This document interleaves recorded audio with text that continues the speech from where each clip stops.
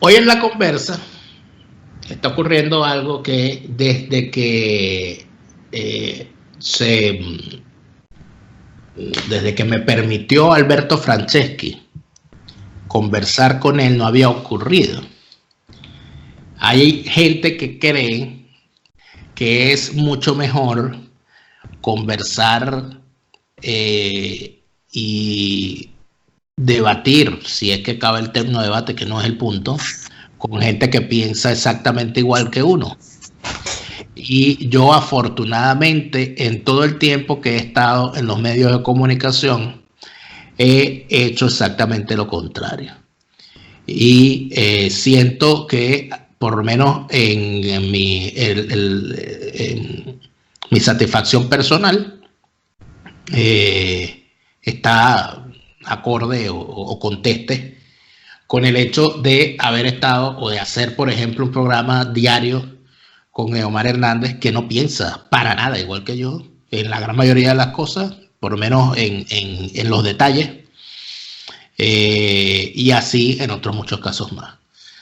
Hoy me acompaña Andrés de la Chiesa, quien es un joven venezolano que tiene un pequeño problema en estos tiempos, que es que piensa. Y eso, como dice el dicho, burro que piensa bota la carga. Entonces, ser venezolano hoy, pensar, puede causar dos problemas. Uno, una gran amargura para el que le corresponde quedarse en Venezuela. Y dos, una gran amargura para el que le toca irse de Venezuela.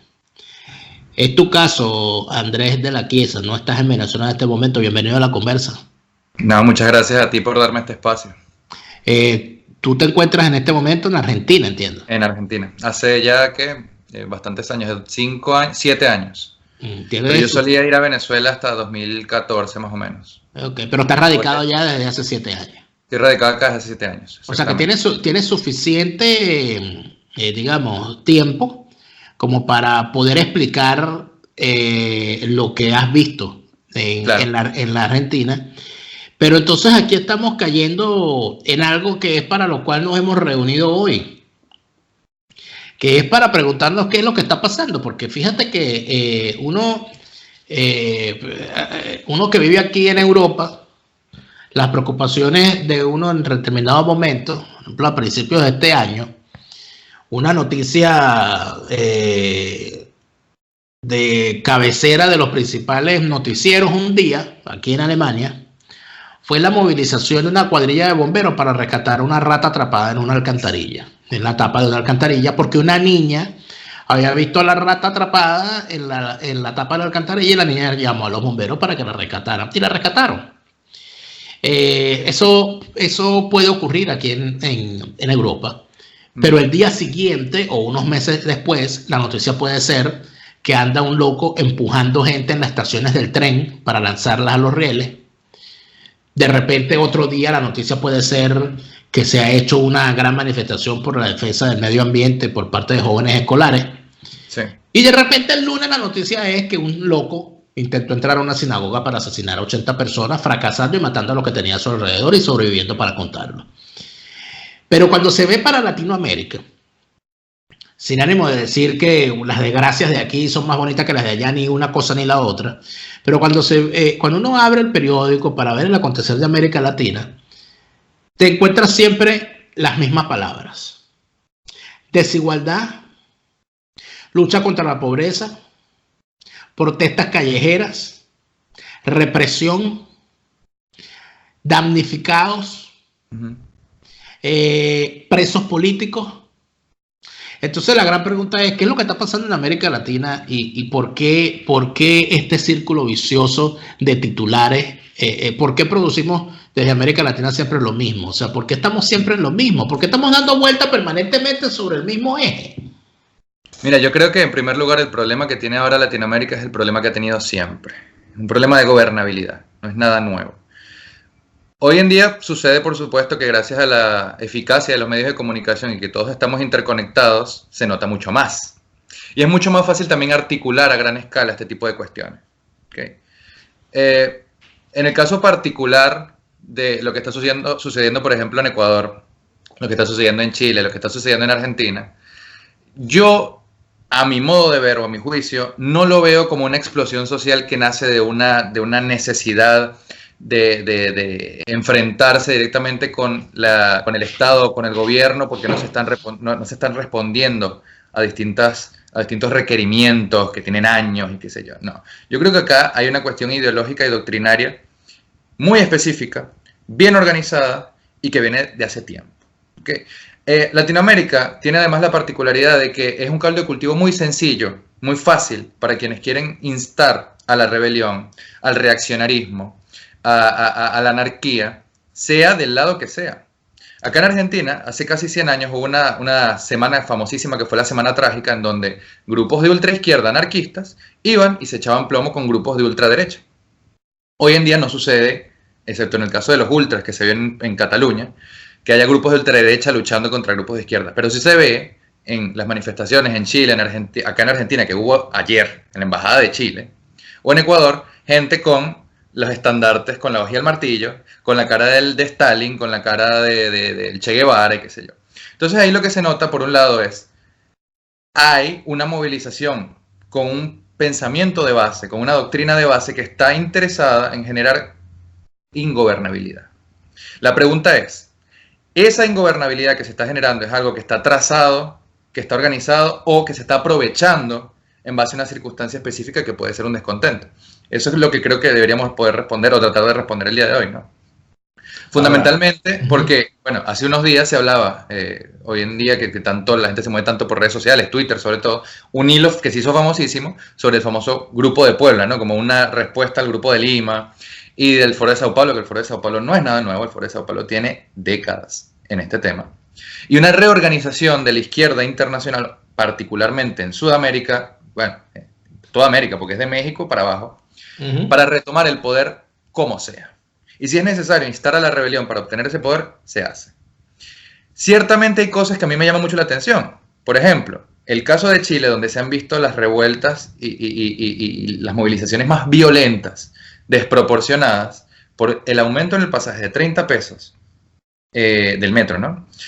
Cuando se hicieron aumentos mucho más desproporcionados, mucho más grandes en el gobierno de Michelle Bachelet, por dar un ejemplo, en el gobierno de Eduardo Frei, a mí me llama la atención y digo, bueno, ahora justo que está Piñera, me parece que es un poco fuera de lugar todo esto, sobre todo porque si realmente es una excusa para atacar al gobierno, para decir que es el gobierno el que los tiene a todos bajo una dictadura oprobiosa, porque lo han comparado hasta con Pinochet, al hombre, ¿por qué no se va y se quema un ministerio o el Palacio de la Moneda?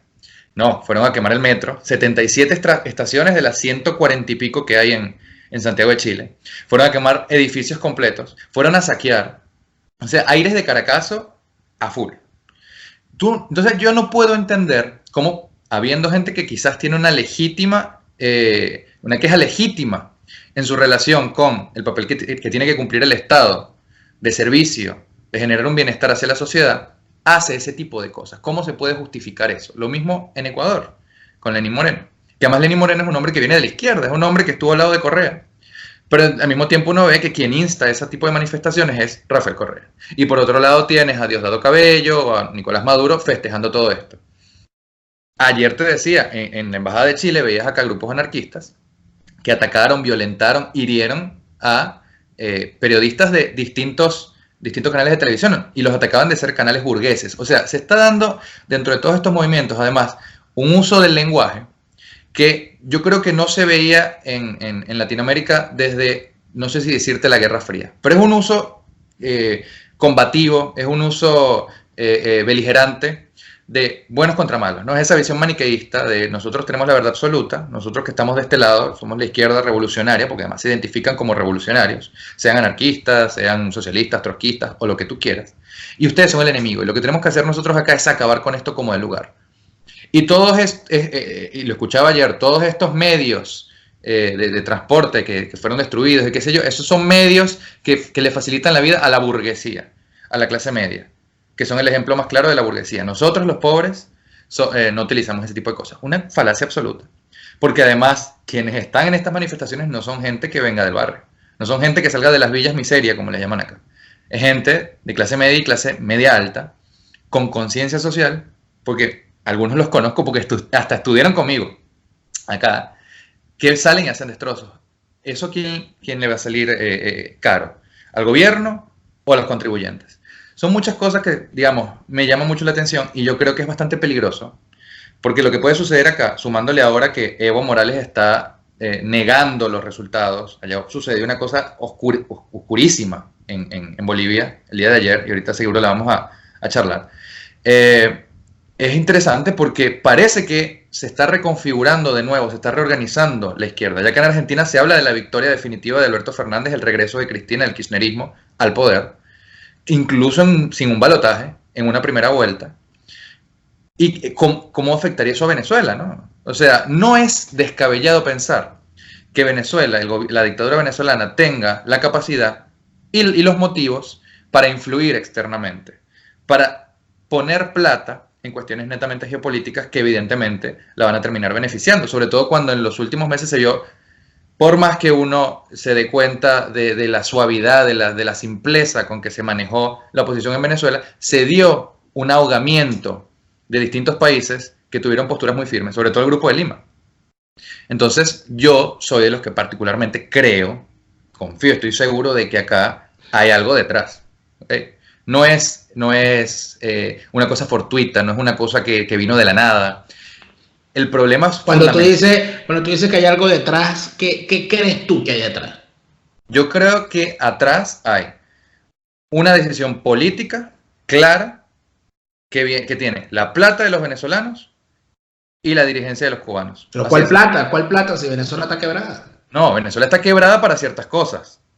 Venezuela recuerda que recibe muchísimo dinero del narcotráfico y recibe muchísimo dinero de los desfalcos que se hacen todavía en el arco minero. Pero ese dinero es para la cúpula chavista, ese dinero no lo van a estar compartiendo, eso no lo van a estar compartiendo, eso no lo van a estar compartiendo con Correa. Precisamente, pero ¿qué están haciendo? No es compartirlo.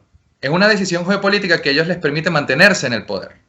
Porque si ellos se ven ahogados por gobiernos que son hostiles hacia ellos, que están en contra de ellos, ¿de qué les sirve toda esa plata? O sea, tú planteas que con el dinero de negocios ilícitos se están financiando actividades, inclusive campañas electorales. Claro, es que además esto ya fue denunciado. Lo denunció Lenín Moreno y lo denunció Piñera. Piñera no lo dijo con nombre y apellido. Sin prueba. Sin prueba.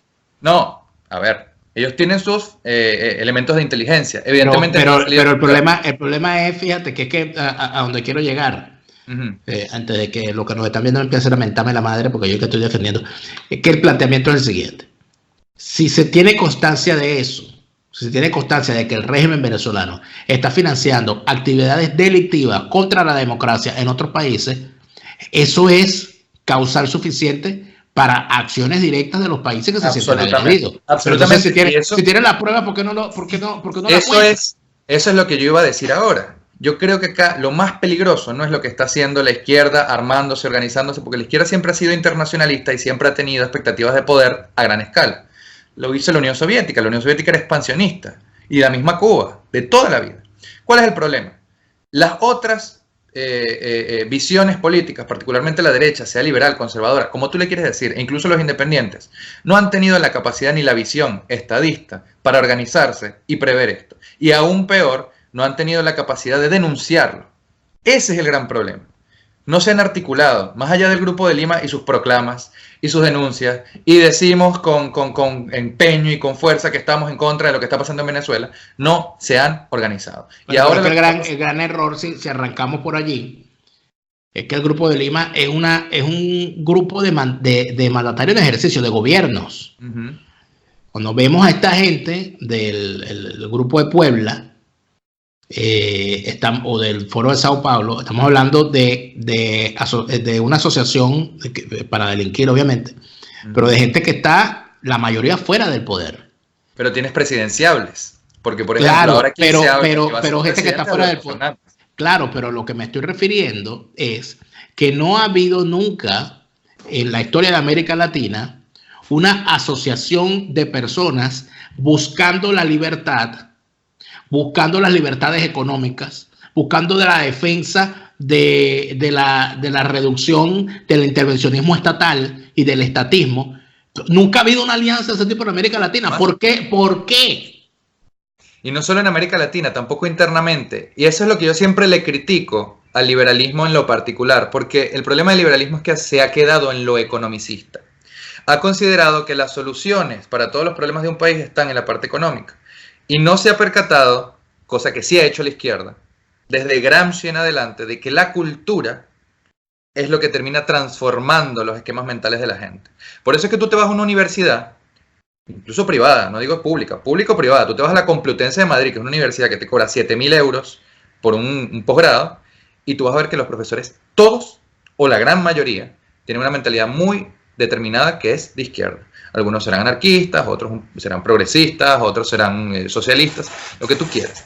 Pero son gente que por lo general se declara a sí mismo antisistema, pero que controla todas las instituciones, academias y organismos de la cultura, que son las que en definitiva terminan afectando y moldeando el pensamiento. Eso que se hablaba en un momento de las matrices de opinión que generaban los medios de comunicación. Las grandes y verdaderas matrices de opinión se generan, señores, en las universidades, en las escuelas, en los bachilleratos, en las instituciones de la cultura. Eso es lo que la derecha no entiende. Se ha quedado en lo estadístico, se ha quedado en lo economicista. Y hasta que no se articule, primero internamente, porque si no se articulan dentro de los países es muy difícil que se puedan arreglar a nivel internacional y establecer, qué sé yo, una gran organización supranacional que se encargue de esto. No. Internamente. Y ver cómo hacemos para retomar esos espacios.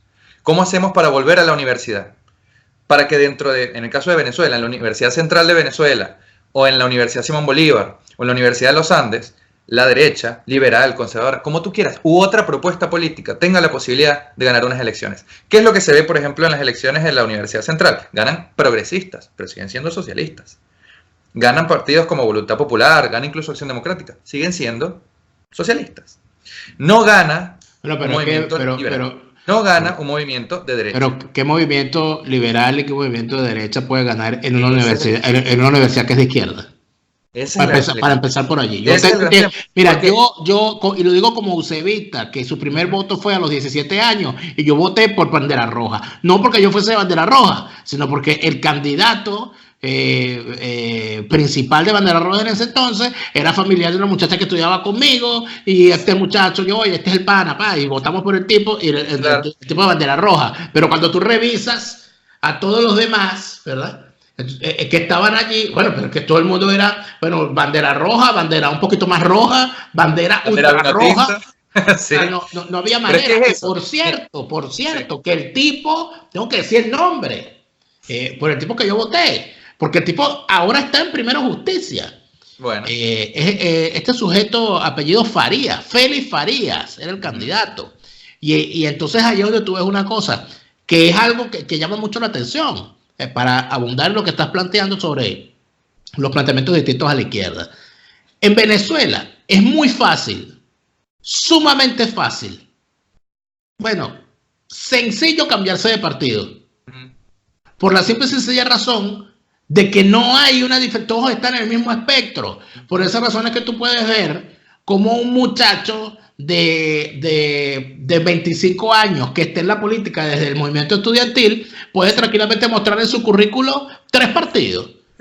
Pasó por Primero Justicia, pasó por el Nuevo Tiempo y pasó por Voluntad Popular. Bueno, no, y ahora está con qué sé yo, con Timoteo, lo que sea. Porque todos tienen el mismo planteamiento, todos están en el mismo espectro. Eso tú no lo ves en los Estados Unidos, por ejemplo, para poner un ejemplo extremo. Eso tú no lo ves tú no vas a ver, salvo que sea una especie de Rosa Díez que es capaz de salir del Partido Socialista Obrero Español a crear su propio partido, después crear otro, quedarse independiente y terminar coqueteando con el Partido Popular. Eso ya es una cosa, eso es una excepción que fortalece la regla. Pero si hubiese una solidez ideológica donde tú puedas decir en Venezuela, estos son de izquierda y estos no, claro, tú no verías cambiándose de franela los de aquí con los de acá. Claro. Pero es que además es una cuestión de cultura política en Venezuela. Estamos tan acostumbrados a eso, porque además, fíjate que Venezuela es un país que a través de los partidos se ha vuelto demagógico, se ha vuelto presidencialista, se ha vuelto paternalista, y eso es algo que cala muy bien dentro de la izquierda, progresista o menos progresista, más o menos autoritaria. En el caso de España, por ejemplo, donde históricamente, o por lo menos en los últimos 40 años, tú has tenido dos partidos diferenciados que han sido el PP y el PSOE. En el momento en el que el PP y el PSOE empezaron a ser indistinguibles, en que ya al PP le decían el PP-PSOE, ¿qué pasa? Surgen dos movimientos reaccionarios, uno bien de derecha, que es Vox, y otro bien de izquierda, que es Podemos. Es decir, la misma cultura política en países que sí tienen una diferencia en su pensamiento y donde sí hay un verdadero debate de las ideas, lleva a que el sistema de partidos se vaya movilizando. Pero en Venezuela eso no sucede. Pero la culpa es de la izquierda. O sea, el gran culpable es la izquierda. Y hay además una parte de la izquierda que es la que fundamentalmente carga con las culpas de que hayan surgido fenómenos como esta ultraderecha desubicada, porque es una ultraderecha desubicada. Porque yo puedo entender un fenómeno como Vox, porque el fenómeno Vox es un fenómeno de defensa de España frente al intento de disgregarlo. Pero no puedo entender, y no porque esté yo aquí, un fenómeno como el de AfD, con la historia que tiene Alemania, que surja un movimiento euroescéptico en el seno de uno de los países que mayores beneficios obtiene de estar en el concierto europeo. Es decir, es la locomotora de un continente, y tú quieres desaparecer esa unión. Eso no tiene ningún sentido. Pero, desde mi punto de vista, el gran planteamiento que hay acá, en cuanto a la gravedad de todo esto, la culpa es de la socialdemocracia.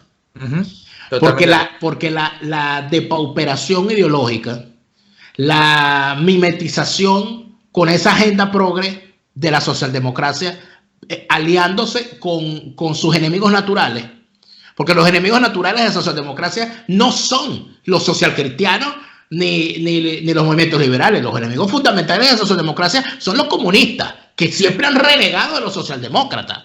Y cuando tú ves a esta socialdemocracia extraviada, con los principales referentes mundiales de socialdemocracia caminando en medio del desierto sin una cantimplora, y te hablo del SPD alemán, te hablo del PSOE español, te hablo en América Latina del APRA peruano, de Acción Democrática en Venezuela, e inclusive hasta el propio Partido Liberal, si es que acaso podría hablarse en algún momento de una ideología del Partido Liberal distinta a la representación de sus oligarquías. Pero cuando tú entras en esto, te das cuenta de que el extravío de la socialdemocracia es la que ha creado toda esta desgracia de surgimiento de movimientos apócrifos, donde tú no entiendes, o sea, cuál es la agenda de estos tipos. Lo que pasa es que ahí entramos en otro problema también que creo que es internacional, y es el excesivo pragmatismo de la política. Es decir, lo doctrinario y lo ideológico se ha ido perdiendo o se ha ido permeando de alguna manera hasta disgregarse completamente. Pasa con la socialdemocracia venezolana, que es el caso más cercano que nosotros tenemos. Acción Democrática, cuando empieza, parecía tener unos ideales muy marcados que además fueron variando en el tiempo, porque no es lo mismo Acción Democrática en el trienio ADECO, en 1945, que Acción Democrática en los años 60. Evidentemente, que la Acción Democrática en la que tú quisieras militar es la del 45, entiendo, ¿no? No, en absoluto.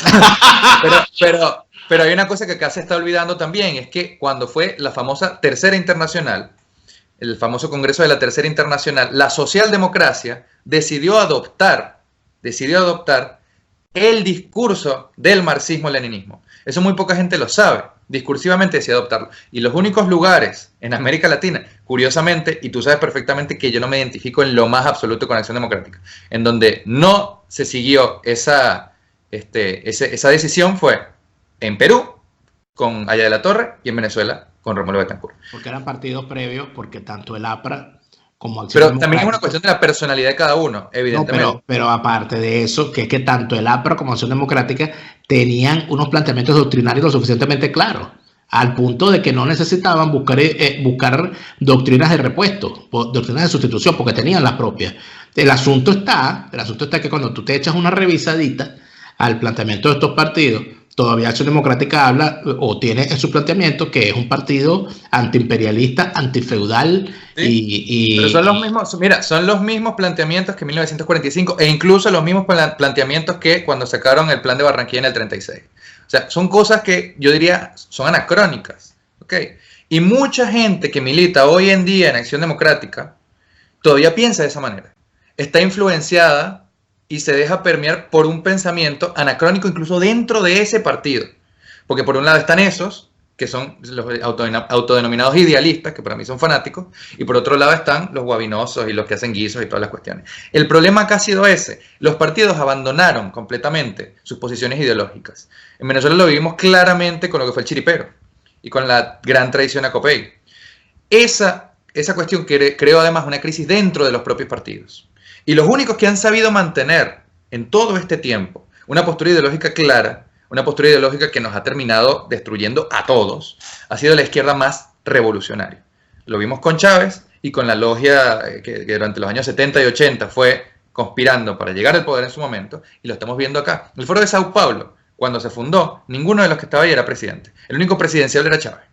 No, ninguno. Bueno, Fidel. Bueno, y esto nos lleva... Fidel está ahí. Y esto nos lleva a algo importante. Porque esa es otra cosa que es lo que...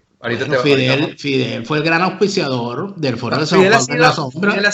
Fidel ha sido el gran auspiciador de casi todos los desastres que ha tenido América Latina. Pero es importante detenerse aquí, porque entonces aquí entramos en algo que de alguna manera yo he tenido como objeto de estudio y que yo siento que vale la pena verlo ahorita para darse cuenta de la semejanza. No hay nada nuevo aquí. Cuando Cuba decidió salirse del redil, Fidel en particular, del redil que las potencias dominantes de la época querían marcar para con su destino, que fue lo que se vivió luego de la crisis, de la resolución de la crisis de los misiles, con aquel acuerdo entre Khrushchev y Kennedy, donde simple y llanamente Khrushchev lo que dijo fue: yo me voy a llevar mis misiles, pero no vayas a invadir a Cuba. Eso fue todo. Eso significó una humillación para Fidel Castro, y así ha quedado registrada, ¿no? Así lo manifestó él inclusive.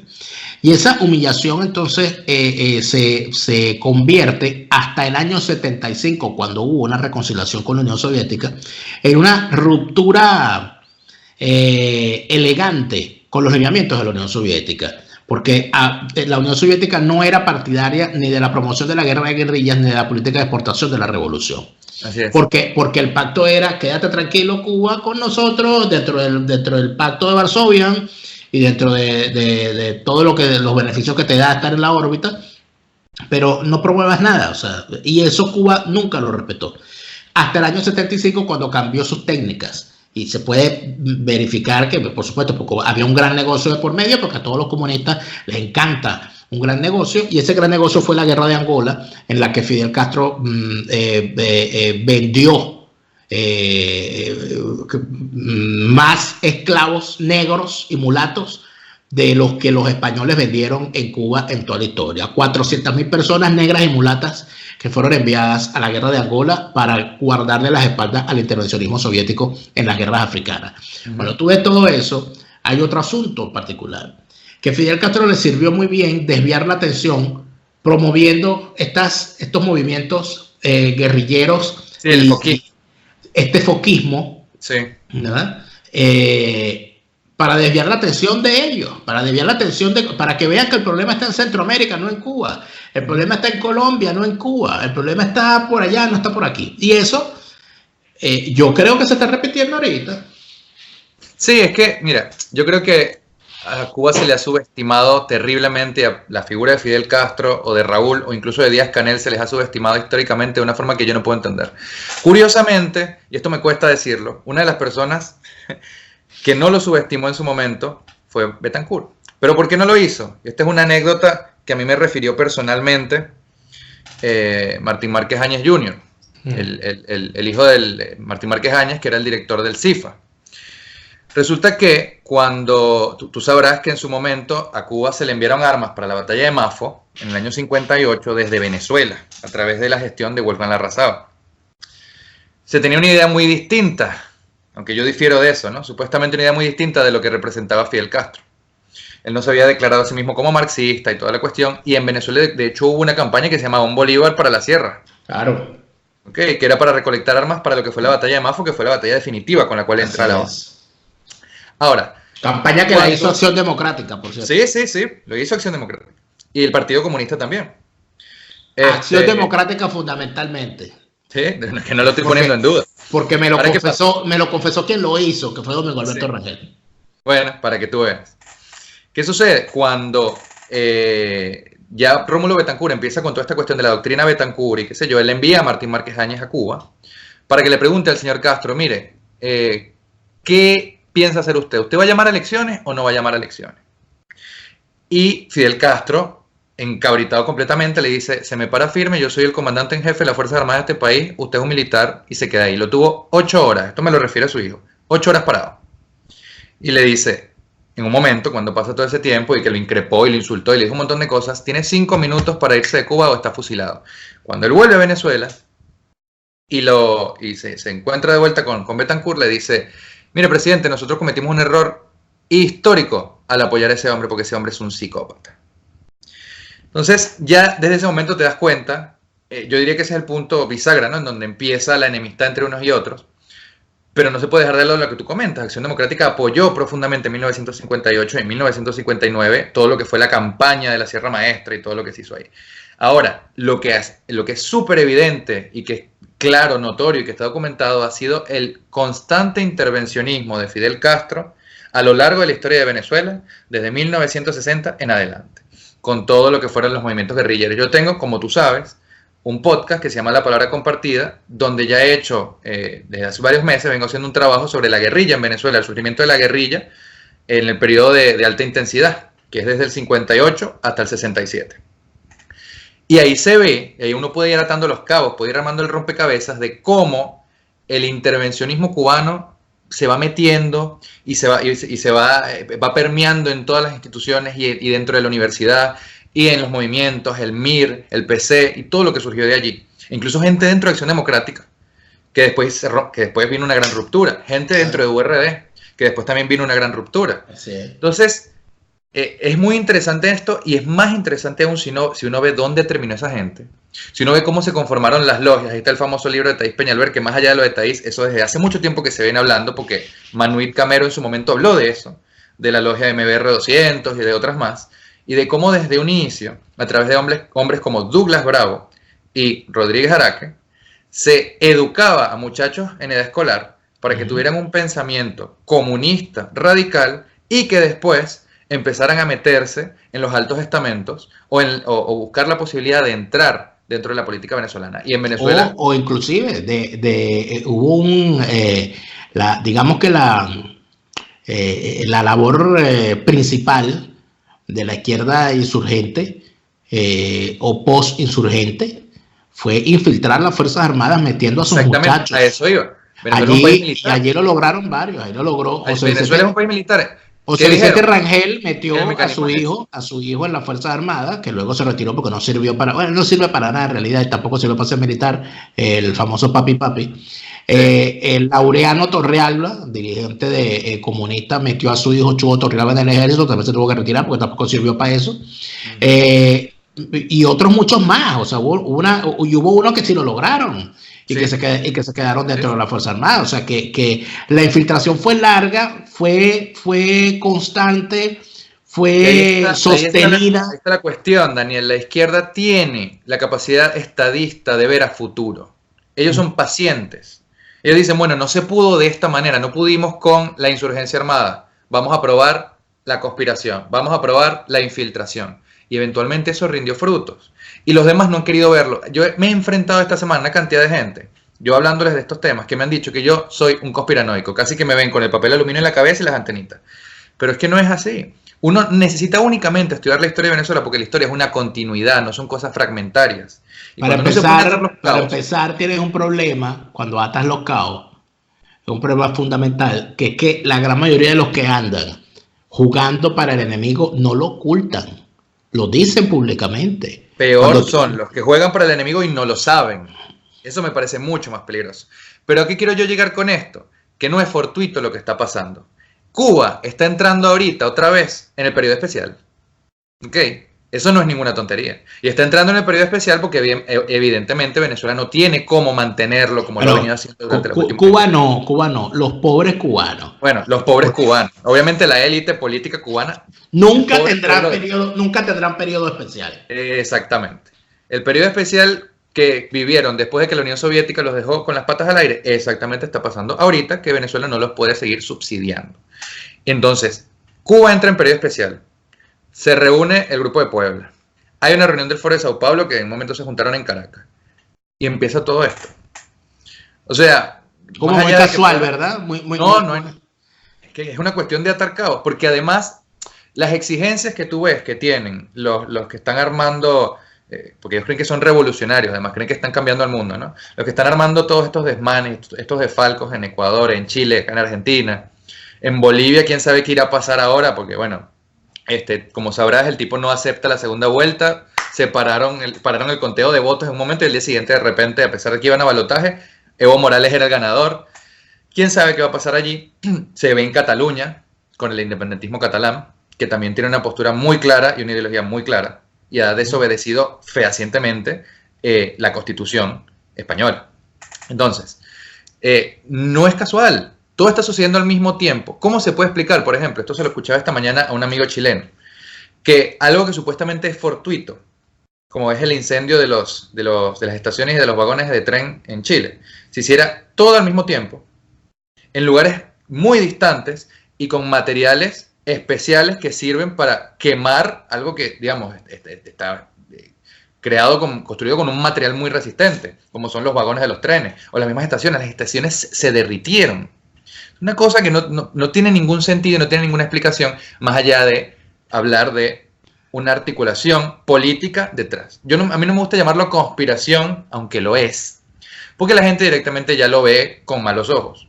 Pero detrás hay una articulación política. Y yo lo que no quiero es que esto terminemos dándonos cuenta, nosotros no, pero quienes no han abierto los ojos, cuando ya sea demasiado tarde. Acá es necesario que la gente se organice y la gente que tiene una visión política ajena a esto, no es necesario que seas conservador o liberal, pero por lo menos estás a favor de la democracia y de la institucionalidad republicana, se organice, denuncie y busque los mecanismos para arreglar este entuerto. Porque si no, lo que se va a venir en estos países de una gran tradición democrática después de lo que pasó con Pinochet, como es el caso de Chile, o incluso la Argentina, después de la caída del gobierno de Videla y demás, caigan en lo mismo, caigan en la anarquía, o caigan en el autoritarismo vedado, ese autoritarismo constitucional del que hablaba Oscar Llanes, ¿no? Porque además ellos lo que hacen es cambiar la Constitución para poder justificar todos sus desmanes y sus barrabasadas. Esa es la cuestión. ¿Qué vamos a hacer? ¿Cómo nos vamos a organizar? Yo creo que esa es una muy buena pregunta para la próxima conversa, porque me parece que es importante hacer el planteamiento. O sea, ¿qué vamos a hacer con esto? O sea, ¿hasta cuándo Latinoamérica va a estar en esta permanente adolescencia donde no sale de la expulsión del colegio a que le llamen el representante? O sea, siempre estamos en la seccional. O sea, Latinoamérica no quiere sentarse en el pupitre ni quiere hacer. Somos puberes eternos. Somos el eterno puber. Pero fíjate una cosa ya para despedirnos. Yo tengo edad para recordar el 27 de febrero del 89. Yo tenía 9 años. Y yo creo que a mí se me despertó la curiosidad por la política y por la actualidad, sobre todo. Por el periódico, todas esas cosas, fue a esa edad precisamente viendo los saqueos, ¿no?, de la ventana de mi casa. Y yo recuerdo una cosa particular que ocurrió después, que fueron los famosos cacerolazos. Porque muchísimas veces los cacerolazos, para empezar, los cacerolazos no eran convocados por los grandes medios, sino por ciertas emisoras, ciertos programas, ciertas cosas. Pero había gente de los partidos de izquierda que se encargaban de las zonas más intricadas, sobre todo en los barrios, mandaban unos activistas, a 1 o 2 activistas, a que a las 8 de la noche o a las 10 de la noche, dependiendo de cuándo fuese la convocatoria, se fuesen a algún sector cerca de un poste y con una moneda le hicieran al poste para que la gente supiera que estaba pasando. Yo eso, o sea, no me lo contaron, yo eso lo viví, se lo recuerdo. Y en medio de esas cosas, es allí donde yo, para concluir esta conversación, digo, nosotros no podemos seguir siendo tan pendejos de pensar que aquí el estallido social, los estallidos sociales no existen. Las sociedades no estallan. La toma de la Bastilla no existió. O sea, la misma revolución soviética siempre es una élite conductora. Siempre es una élite conductora. Siempre es una minoría. Es así. Pero es importante, Andrés de la Chiesa, gracias por esta conversa. Creo que para la próxima, por darme el espacio. En la próxima trataremos de que ataques más a los adecos, porque a mí me encanta. Seguimos, me encanta despotricar contra los adecos. Hasta la próxima. Cuídate, chao.